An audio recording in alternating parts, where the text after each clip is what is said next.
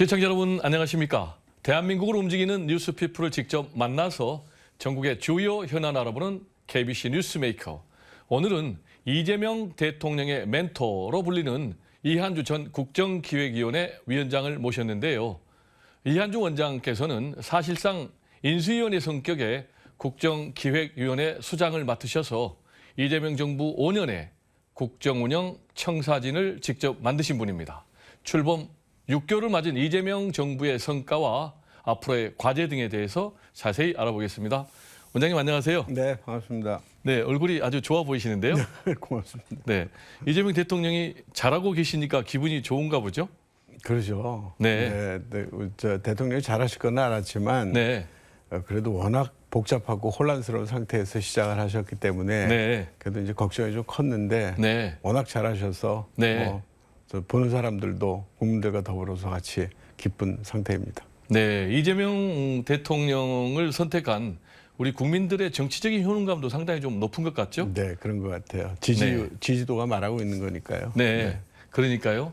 지지율이 현재 한 60%대 네, 계속 네. 나오고 있는 것이 이제 국정 운영 평가에 대해서 우리 국민들이 긍정적으로 평가하는 그럼요. 네, 네, 그런 수치인 것 그럼요. 같고 네, 네. 그러면 이제 우리 광주 전남 시청자분들께 인사 말씀 먼저 부탁드릴까요? 네, 시청자 여러분, 특히 광주, 전남, 호남에 계신 시청자 여러분들, 민주당은 언제나 늘 든든한 백이었고 또 여러분들이 언제나 국가가 혼란에 빠졌을 때 앞장서 주셨습니다. 새해 복 많이 받으십시오. 감사했습니다. 네, 새해 복 많이 받으십시오. 미리 인사를 해주셔서 네, 뭐 얼마 안 남았습니다. 네, 사실은. 그러니까요. 네, 우리 호남 시청자분들 좋아하실 것 같고 네, 네. 이재명 정부는 인수위 없이 출범을 했잖아요. 맞아요. 그래서 인수위 성격의 이제 국정기획위원회 위원장을 하셨는데 네. 굉장히 이 정치적인 중압감, 책무 이런 게 좀 많았을 것 같아요.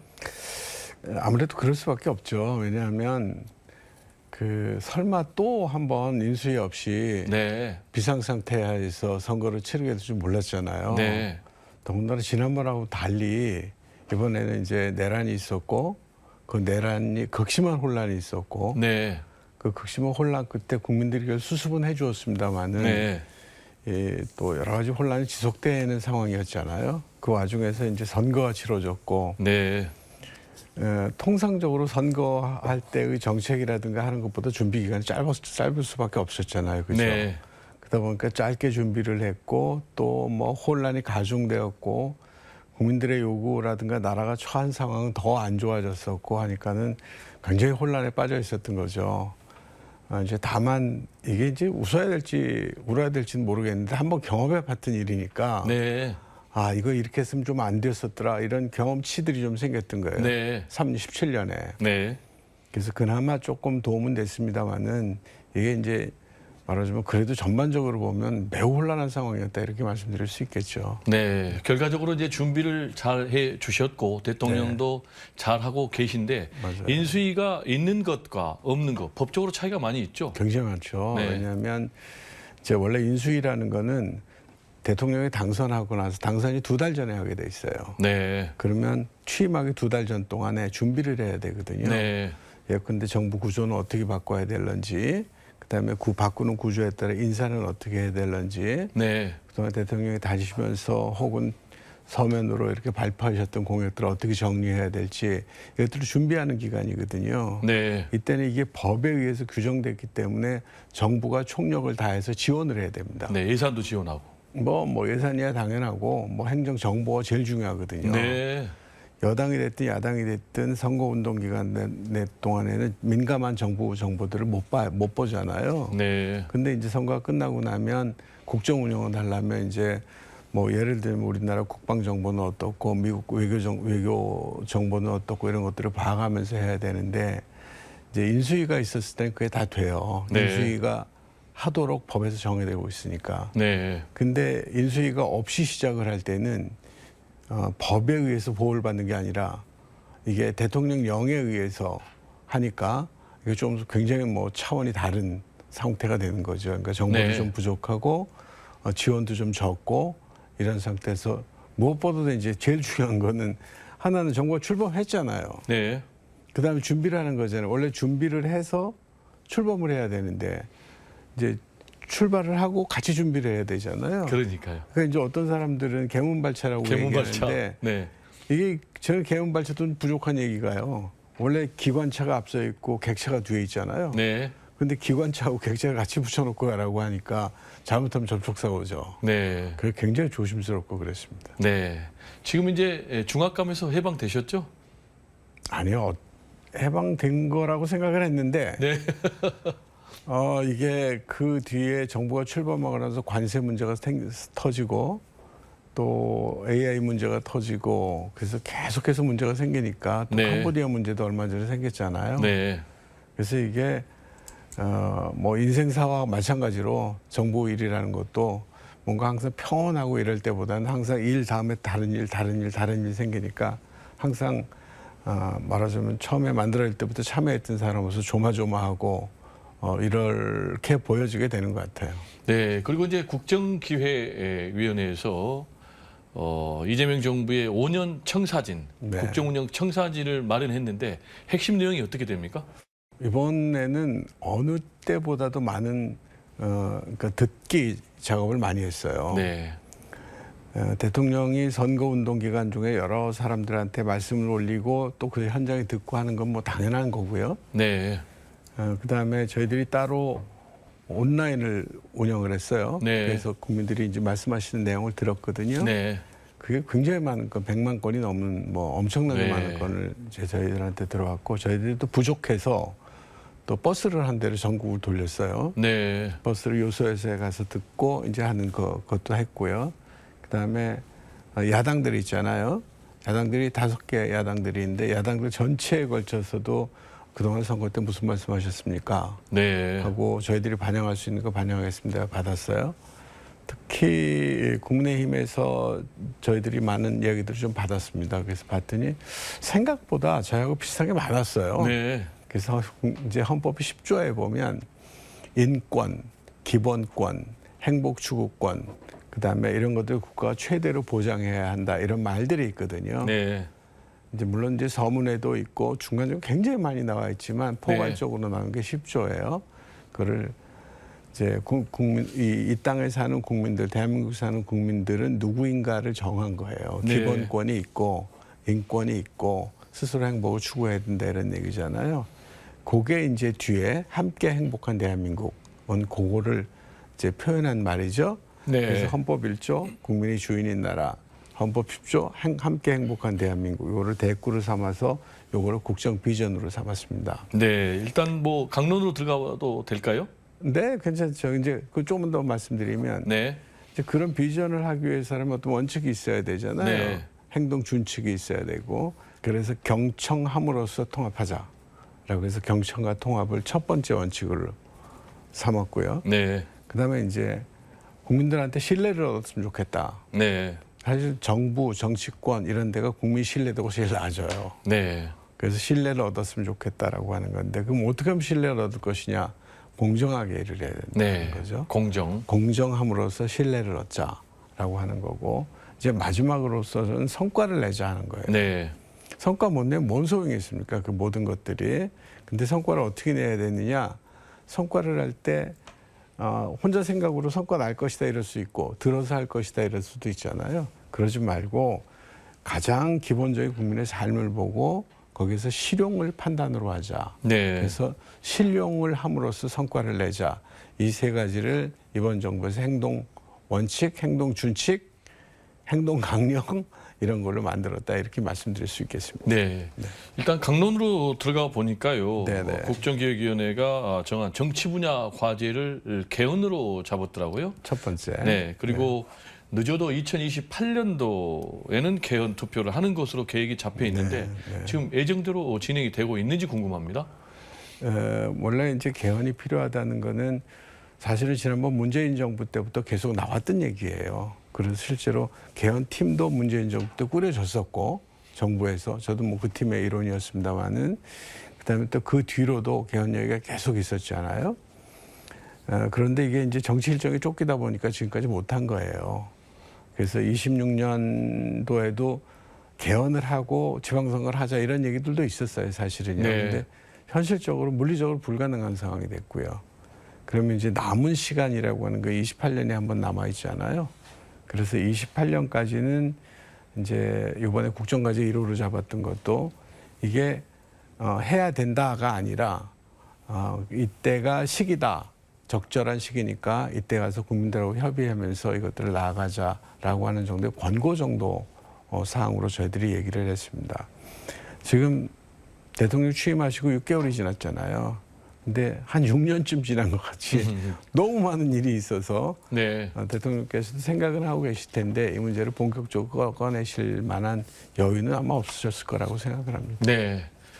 그리고 경제 성장 분야로 네. 가보면 AI 3대 강국으로 맞아요. 키우겠다라는 네네. 것. 그리고 관련해서 당시에 이제 100조 원 플러스 알파 이게 이제 150조로 맞아요. 늘린 것 같은데요. 네네. 이것은 지금 제대로 진행이 되고 있는지요? 네, 잘 되고 있습니다. 잘 네. 되고 있고요. 대통령 직속의 AI 전략위원회를 만들었어요. 네. 거기서 AI의 총괄 사령탑을 맡아서 네. 전반적인 지휘를 하고 있어서 네. 전 부서가 일사불란하게 움직이는 그런 상황이다라고 얘기를 할 수가 있을 겁니다. 내년도 AI 예산에 벌써 10조를 AI 컴퓨팅에 이제 넣었고요. 그래서 잘 진행 차곡차곡 되고 있습니다. 특히 AI가 이제 소프트웨어로서 AI지만 그게 이제 로봇이라든가 자동차로 넘어가면 피지컬하게 변하잖아요. 네네네. 그것들에 대한 준비도 차근차근 되고 있다라고 얘기를 할 수 있고요. 말씀하신 대로 국민성장펀드가 원래 100조 규모로 예상을 네. 했었습니다. 근데 이 100조라고 하는 건 금융이 그러니까 AI를 비롯해서 AI와 연관된 국내 전 산업들 이것들을 지원하기로 한 거잖아요. 네. 그리고 그 지원된 거에서 생기는 이득금이 있다면 국민들과 함께 나누겠다. 이제 이런 거였는데 이것들이 요즘은 뭐 관세 협정에서도 보시다시피 조라는 게 돈 단위가 국제적인 경쟁을 하다 보니까 국내적으로는 1조 그래도 어마어마한 건데 네. 국제적으로 경쟁을 하다 보니까 1조가 돈 같지 않은 상황이 벌어졌어요. 네. 그래서 100조가 좀 부족하다. 그래서 150조로 늘려서 이제 덩치를 좀 키울 수밖에 없다라고 하는 거죠. 그런 네. 필연적인 사정이 좀 있었습니다. 네. 그리고 이제 균형 성장과 관련해서 특히 이제 국토 균형과 관련해서는 이재명 대통령 5국 3특을 내세우고 있고 맞아요. 국정기획위원회에서는 이제 세종 행정수도를 완성하겠다. 네. 그리고 또 2차 공공기관 이전을 착수하겠다라고 네, 이제 준비를 했는데 이 부분은 진행이 잘 되고 있는지요? 네, 뭐 잘 되고 있습니다. 잘 되고 있고요. 이번에 말하자면 세종 행정수도 완성은 이번 정부에서 이제 거의 확실한 기틀을 마련해야 됩니다. 지금도 세종이 내려가 보니까 거의 대부분 다 어느 정도 완성이 돼 있다라고 보여지더라고요. 네. 눈으로 보여지는 건 나무만 해도 곧 많이 자랐어요. 벌써 네. 10년이 넘으니까. 그다음에 대부분의 공무원들이 세종에서 이제 정착해서 살고 계셨고 이렇지만 아직도 해결하는 문제는 좀 있는 것 같아요. 예컨대 행정수도라면 사방팔방 전국에서 다 이렇게 행정수도로 와서 같이 협의하고 이래야 되는데 그런 교통 인프라도 좀 부족해 보이고 네. 또 한편으로는 이제 아직도 이제 대통령실이나 국회가 아직 덜 이전을 해서 그런 문제들이 현실적인 문제가 좀 있는 것 같아요. 네. 국회가 열리게 되면 부서는 장관부터 시작해서 주요 국장님들까지 몽땅 다 올라오셔야 되잖아요. 사실상 행정 뭐 공백까지는 아니지만 행정적인 뭐 이완이 일어난 상황이라서 결국 이제 그렇게 될 거라고 믿습니다. 그래서 네. 착착 이제 지금까지 됐던 거에서 한 단계 더 진행할 것 예컨대 대통령실 이전이라든가 하는 문제가 이번 정부에서 어느 정도 매듭 지어질 거라고 생각을 합니다. 네. 그러면 이제 국회도 또 매듭 지어지겠죠. 그래서 그거 되고 무엇보다 이번에 이제 균형 성장과 관련해서 생각해야 될 거는 지금까지는 그 지방 균형 뭐 이런 말들을 썼었어요. 근데 지금부터는 균형 성장이라는 말을 이번에 특별하게 썼습니다. 네. 그건 뭐냐면 그냥 있는 거를 높은 데 거를 깎아서 밑에다 두겠다라고 하는 거는 균형을 맞춘다라고 하는 뜻이지만 성장을 하면서 맞춰가겠다라고 하는 건 균형 성장이거든요. 네. 그래서 지방 균형 성장이라는 말을 이번에 같이 도입을 했고 지방이 성장하려면 어떻게 해야 되느냐. 지방이 결정을 해야 되거든요. 그래서 지방이 결정할 수 있는 범위를 이번에 좀 넓혔어요. 네. 그래서 어떤 것도 여러 가지가 얘기가 있었는데요. 그 포괄보조금이라는 게 있어요. 네. 포괄보조금이 지방이 사용하는 거거든요. 그 사용하는 금액을 3.8조에서 10.6조로 이제 높였는데, 많이 높였네요. 네네, 높인 게 문제가 아니라 그걸 지방이 자율적으로 판단할 수 있게 만들어놨습니다. 네. 이건 뭐 획기적인 변화인데요. 네. 그래서 지방의 자율성을 좀 확대했고, 그다음에 이번에 서울대 열대 만들기 같은 것도 지금 전국 대학 그리고 전국 지방에서 굉장히 심혈을 기울여서 하는 그런 사업들이라 얘기할 수 있겠고, 지방정부 자율권 확대 같은 것도 많이 늘려서 이번에는 문재인 정부 때는 8대2 정부를 7대3 정부로 바꾸자 이랬었어요. 네. 지방 재정을 7대3까지 늘리자 하는 건데 조금 미달했었습니다. 네. 지난 정부에서 못했고요. 그래서 이번 정부에서는 7대3을 넘어서가 이번 정부에서 이제 지방 재정 균형으로 또 가게 될 것 같습니다. 네. 국세와 지방세 비율을 네, 7대 3을 넘어서 6대 4까지 6대4는 뭐, 다 6대4는 너무 급진적이고. 예, 그건 현실적으로 좀 어려워 보이는데, 네. 그러나 어쨌든 보충성의 원리, 그러니까 지역에서 필요한 것들은 다 하고 부족하면 국가가 한다라고 하는 개념은 저희들이 분명히 갖고 시작한다 이렇게 얘기할 수 있겠습니다. 네. 단순한 균형을 넘어서 성장이 동반되는 균형. 그렇죠. 이제 이재명 정부가 추구하는 균형 성장. 좀 어렵게 얘기하자면 동학적 균형이랄까 얘기할까요? 네. 네, 그리고 이제 우리 원장님은 이 기본소득의 전문가다 이렇게 평가를 받고 있는데, 네. 이번에 국정기획위원회가 마련한 부분을 보면 농어촌 기본소득을 도입하겠다라는 것이 있습니다. 있는데 네. 이 개념이 뭐고 이거 순조롭게 도입이 될 건지 궁금합니다. 네, 농어촌 기본소득부터 말씀드리면, 네, 이번에 농어촌 기본소득에 관해서 농림부 장관께서 깃발을 드셨어요. 네, 그래서 이제 처음에는 7개 군을 네, 이제 선정을 했는데 조금 부족해서 10개 군으로까지 늘려서 네, 군 단위, 그러니까 군을 10개를 선정을 해서 월 15만 원씩 해서 지원해주는 기본소득 제도를 도입하시겠다 했습니다. 네, 아마 명년 초에 어느 시점에서 1분기를 넘지 않고 시행될 거로 보여지는데요. 네, 그렇게 해서 이제 되어지는 겁니다.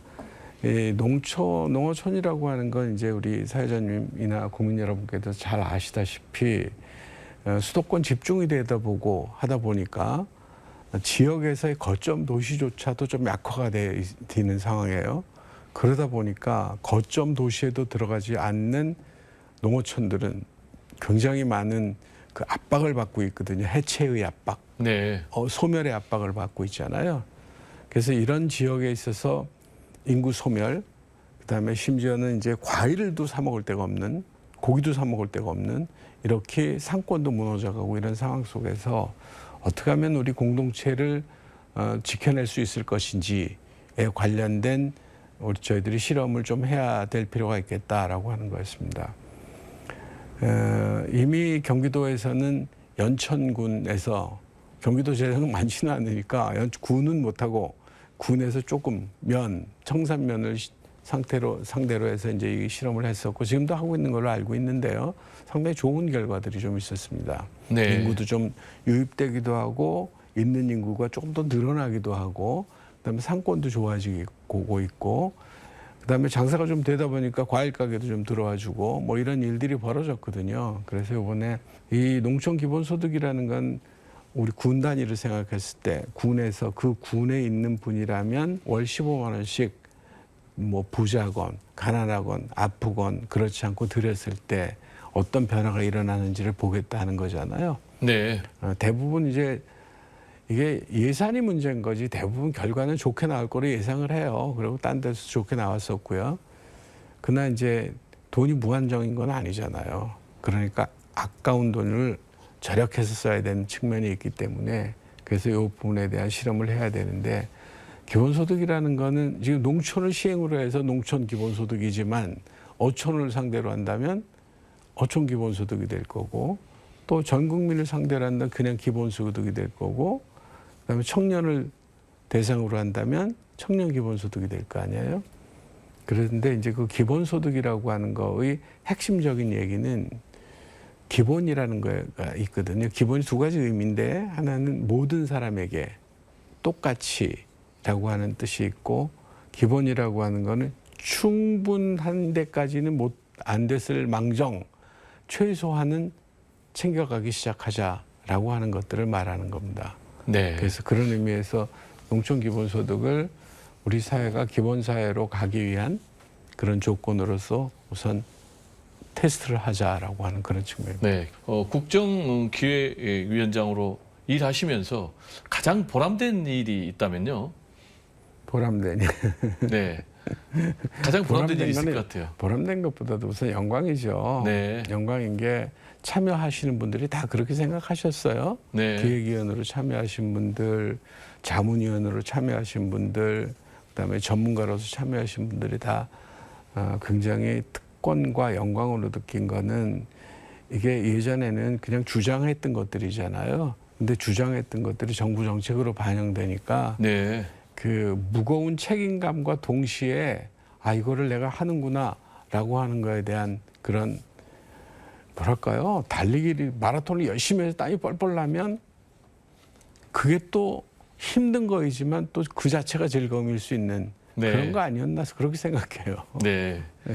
우리 이제 원장님께서는 이재명 대통령하고는 이제 40년이나 가까운 그런 이제 인연이에요. 그래서 뭐 이재명 대통령의 멘토다, 또 이재명 대통령께서 각별히 생각하시는 이제 그런 분인데 최초의 인연이 어떻게 시작이 됐어요? 처음 인연은 이제 제가 85년에 가천대학 당시 경원대학에 네. 이제 갔었고요. 경원대학에 갔을 때 성남은 그야말로 한국 사회의 도시가 가질 수 있는 모든 복잡하고 어려운 점이 다 모여 있었던 데예요. 네. 네, 그런데 서울이 개발되면서 개발에 밀려난 저개발 지역이라는 것, 저개발이기 때문에 저소득이 문제가 되는 것, 그다음에 또 직전에 광주 대단지 사건이 있었거든요. 주민들이 말하면 너무 살기가 힘드니까 아우성친 그런 경험이 있고 국가가 난폭하게 진압한 적이 있는 그런 경험이 있거든요. 그래서 그런 것들이 다 모여 있는 그런 지역이 성남이었기 때문에 저도 이제 가면서 여러 가지 이제 상황을 들여다보았죠. 그런 와중에 이제 만나게 되었는데 그때부터 이제 보게 됐다 이렇게 말씀드릴 수 있죠. 네. 이재명 대통령을 이제 40년 가까이 지근거리에서 함께 동고동락했으면 인간 이재명에 대해서 누구보다 잘 알 것 같은데 인간 이재명 어떤 사람입니까? 아이고 이거 대통령을 함부로 말하는 게 걱정스럽긴 한데. 그래도 좀 편하시잖아요. 솔직하게 말씀드려도 될까요? 그럼요. 네. 대통령은 제가 이제 오랫동안 이렇게 옆에서 보아오면 이렇게 억압받는 것들, 그 다음에 불공정하게 대접받는 것들, 이런 것들에 대한 말하자면 본능적인 분노를 좀 느끼는 것 같아요. 네. 예를 들자면 예컨대 정부에서 어떤 혜택을 줄 때 그 혜택을 누구나 신청하세요라고 했는데 신청을 못하는 사람들이 있을 수 있잖아요. 네. 그렇죠? 있죠. 왜냐하면 몰랐거나 방법을 모르거나 이럴 수 있잖아요. 그러니까 그것도 불공정하다고 생각하는 거예요.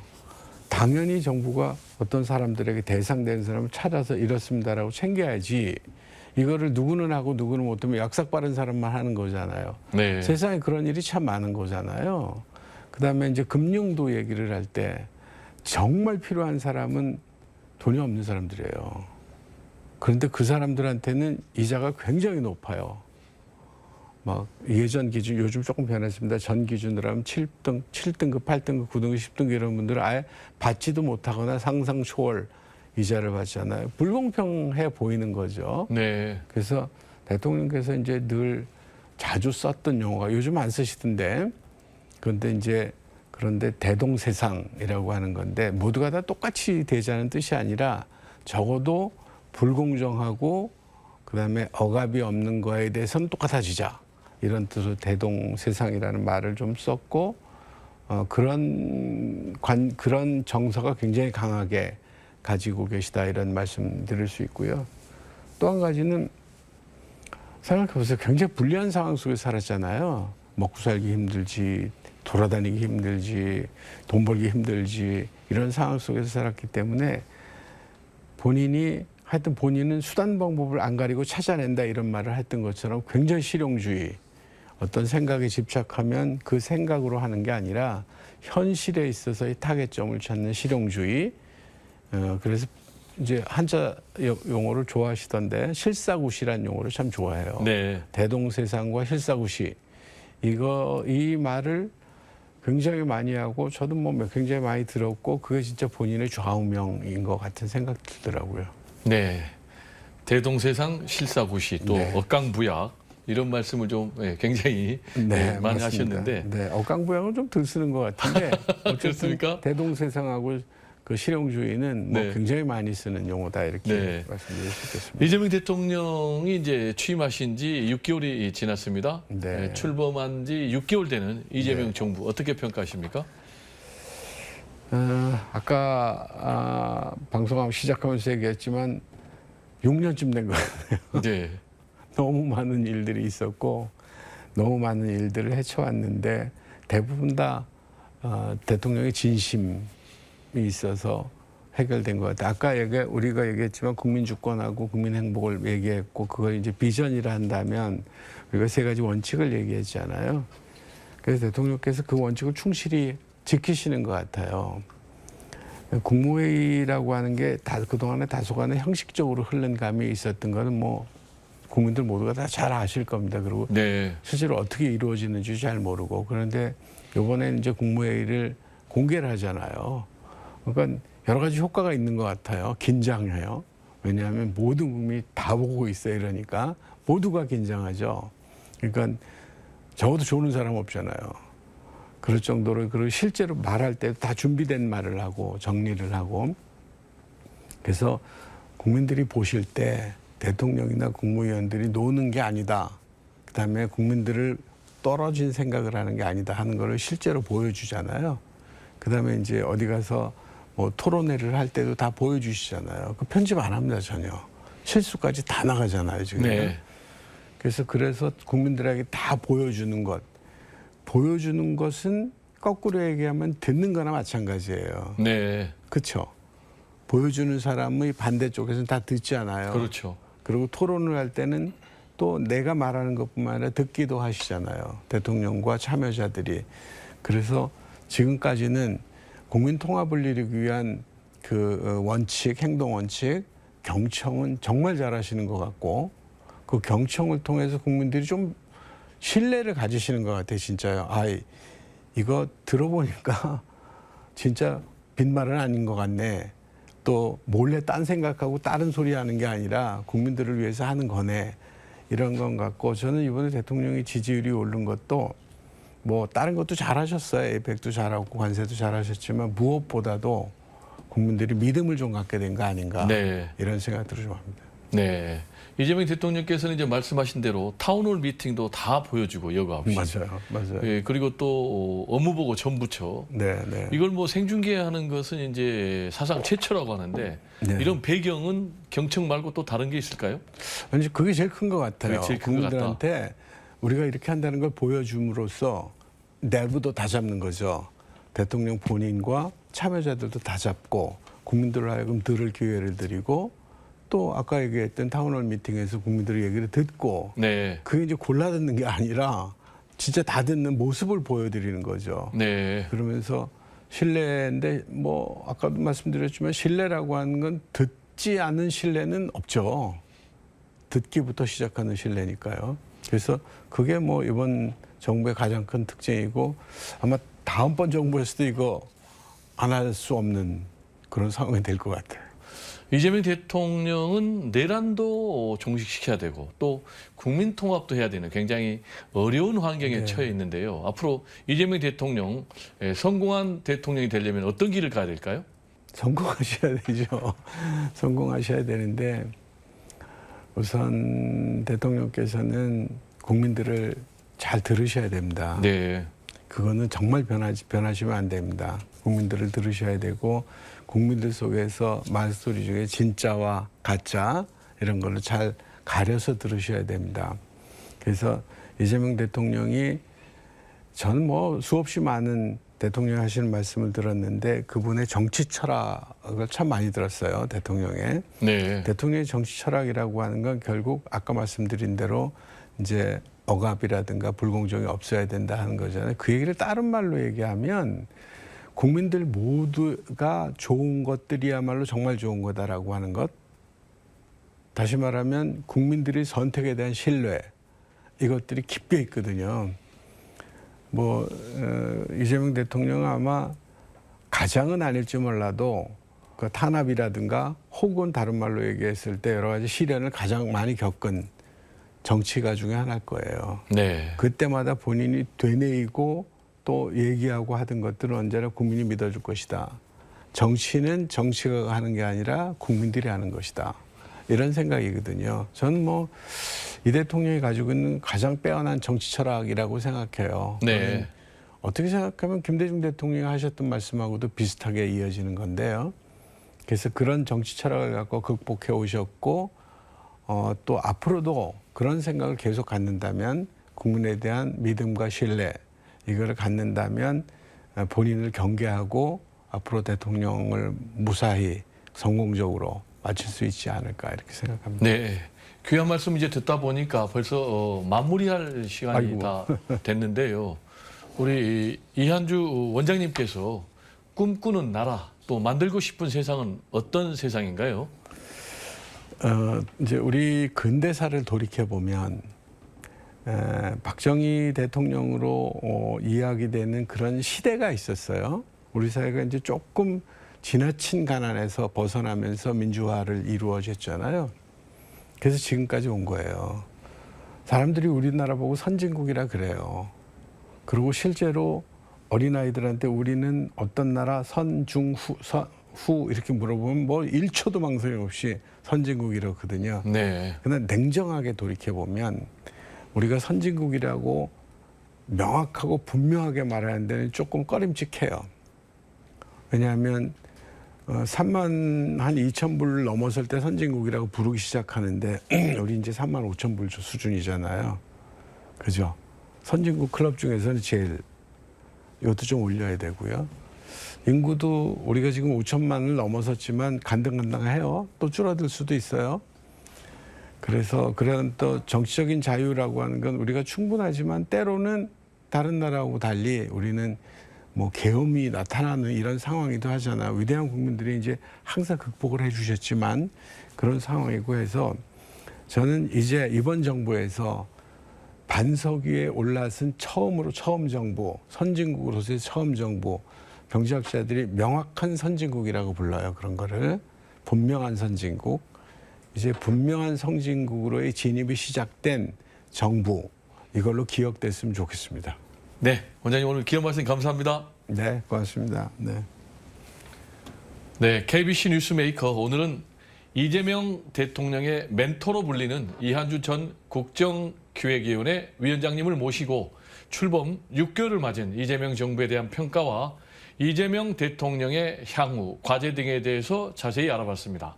오늘 귀한 시간을 내주신 이한주 국정기획위원회 전 위원장님 그리고 우리 시청자 여러분들께 진심으로 감사의 말씀을 드립니다. 감사합니다.